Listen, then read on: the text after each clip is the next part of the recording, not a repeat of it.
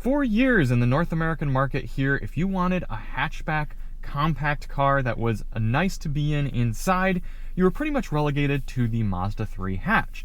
And that's a great car, except you can't put adults with legs in the back seat. Well, now Kia has a better option. The K4 hatch exists. It gives you a great interior, it gives you a turbocharged engine option, and you can indeed have rear seat passengers who have legs. But if you choose this 1.6 liter turbocharged engine, are you going to pay for it at the pump when you're cruising on the highway? Well, tonight we find out.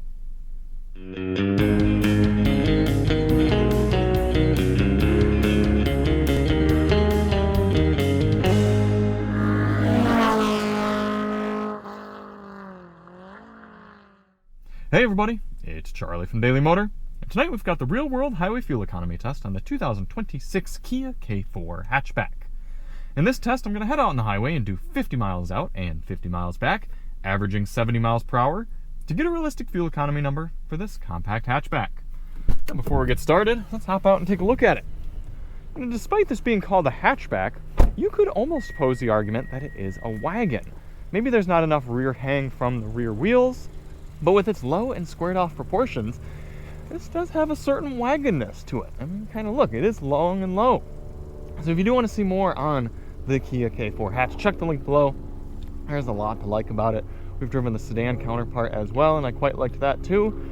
So you can find our full pros and cons review and a dedicated sound system review linked below. Also, big shout out to the video sponsor today, LazFit.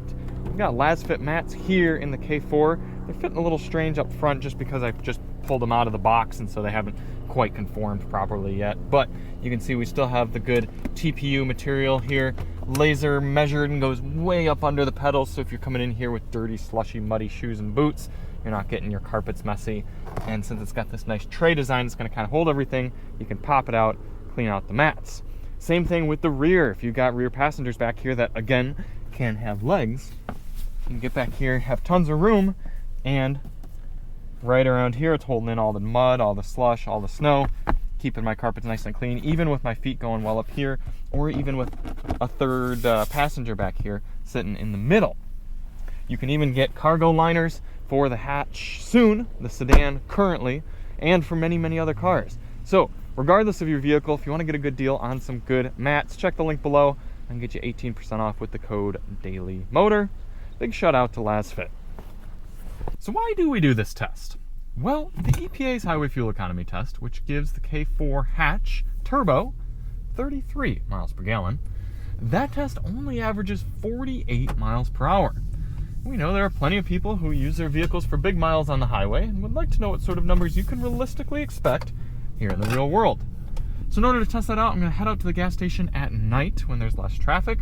I'm going to fill the car all the way up, go out, do 100 miles, come back, fill up at the same pump using the same 3-click fueling method, and get a result. Now, a few things to note for the test. Outside temperature is going to be somewhere in the mid-50s, a little bit cooler here lately, maybe even low 50s in some of the areas inland. Our tire pressure is going to be set to their door placard 33 psi cold, and we're going to run the climate control at 73 degrees auto. We do have dual zone climate control here in this GT line turbo whatsoever on the K4. So it should be a pretty nice place to be, especially with the highway driving assist 2 in this car. So without any further ado, let's head to the pump. Here we are, all filled up, put in just over a gallon of 87 octane into the tank of the K4. And before we start the engine, we're going to reset our GPS. Reset the vehicle's since refueling trip computer, and we'll do since last reset. Actually, I'll do that one, and get the climate control going at 73 auto. We're ready to begin.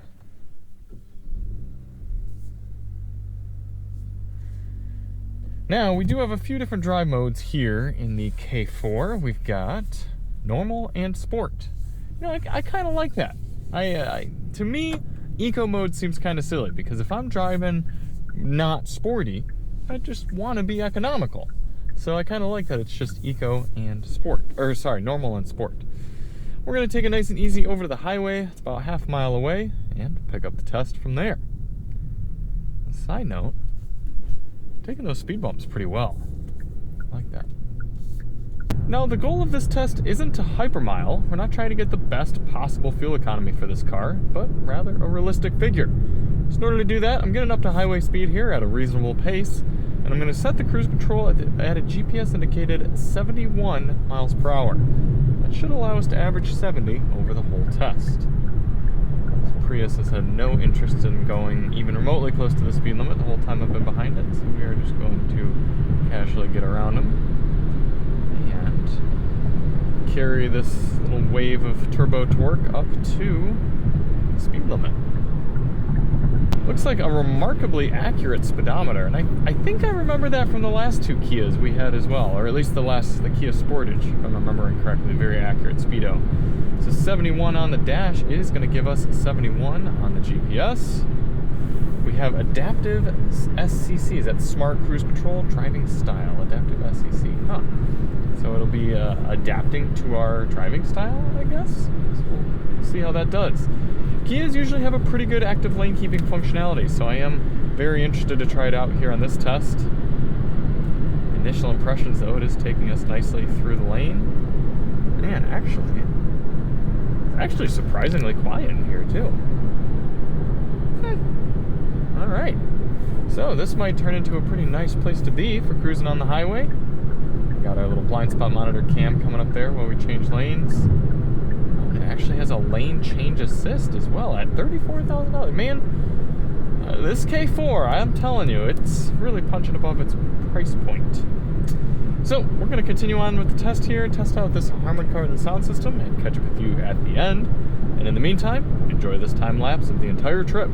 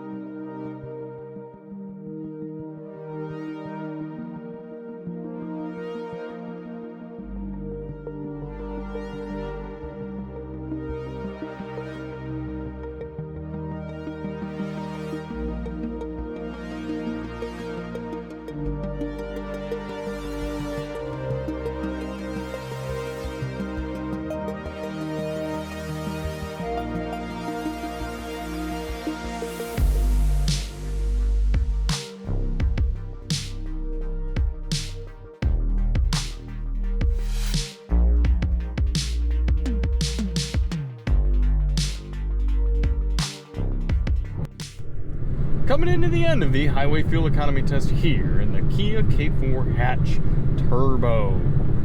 Getting pretty darn good fuel economy for the power and the kind of upper engine option here. 35.5 according to the vehicle's readout. Now, of course, we'll get that back to the pump and get our pump calculated figure. But average number for a hatchback, definitely not class leading by any means, but I would hope that if you got the more base engine option here in the K4, you'd be pushing up closer to 40. But this is a nice place to be in here. The active lane keeping works fantastic. The adaptive cruise control works great. The sound system is bumping. It's not very loud in here. I think it's quieter than the Acura Integra that I drove up this road about a week and a half ago. Actually, it was exactly a week ago today. Everything works well. There's a bunch of places to put your stuff. Ergos are good. Yeah, I'm really happy with it. In terms of the tack shot, sitting here at 71 miles per hour, we are looking at just a smidgen over 2,000 RPM, which means right down there at 70 is spec dab at 2,000. Pretty good for a car of this size. I really don't have too much to say other than this is a very nice place to be on the highway, and for 33 grand, I have been in many, many worse cars that cost much more money. So I'm gonna get it back to the pump, calculate our final figure, get back with you here momentarily. We are all fueled up, put in a total of 2.910 gallons back into the tank here of the partially red steering wheel, the K4 Hatch. Traveling 100.3 miles divided by 2.910 is giving us, okay, so a little bit lower than the vehicle's readout, but still above EPA. Oof, that's a tough round down for the K4. We're gonna do it, but just the slightest bit less fuel going in there and we would have been at 35 MPG, but we're going to round down. We're going to do it mathematically. 34 miles per gallon here for the Kia K4 GT line hatchback. Again, still beating that EPA right there, but you know, not an amazing figure by any means. We've got a 12.4 gallon fuel tank in here. It's 12.4 times 34 miles per gallon. It's giving you a very respectable 420 miles of highway cruising range here in the Kia K4 hatch.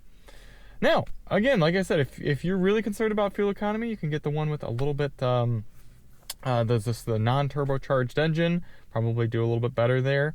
But yeah, you know, for a car that's practical like this, a little bit of sporting aspect to it, I'm not too mad. But it definitely, I mean, if you're going to be getting into a car of this size and then doing a lot of driving, yeah, don't opt for this one. And there are certainly other compact cars out there that get quite better fuel economy. The Civic, the Corolla, and the Jetta for sure.